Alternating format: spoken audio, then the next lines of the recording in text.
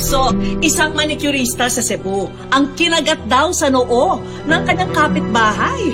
Dahil daw sa tindi ng kagat, natuklap ang balat at naputol pa raw ang kilay ng manicurista. At ang kapitbahay na nangagat, notorious daw talaga sa pangaaway at pangangagat sa kanilang lugar. Pero bakit nga ba ang awayang ito ay nauwi sa sabunutan at umabot pa sa kagatan? Ugali mo at bisyo mo, lahat ng tao sa paligid mo, nawawala, makalis! Pag nalalasing po siya, tita, nag-iibig siya. Away ng magkumare, umantong sa kagatan. Yung ginawa ni Sally, na-trauma talaga ako. Sa wish ko lang.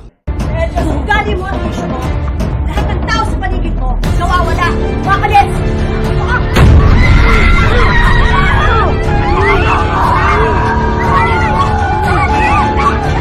Kagat niya yung noo ko, tapos yung balat, tanggal na siya, dinurak niya yung balat sa noo ko. Aswang ka ba?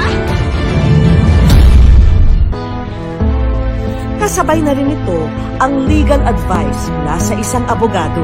The cause of accusation supposed to be physical injuries kasi allegedly yung kapitbahay niya kinagat siya, so that caused her not to work because of that injury for approximately 12 days, and under our revised penal code, the penalty could be more than 30 days up to 6 months kung dito tayo sa arresto mayor.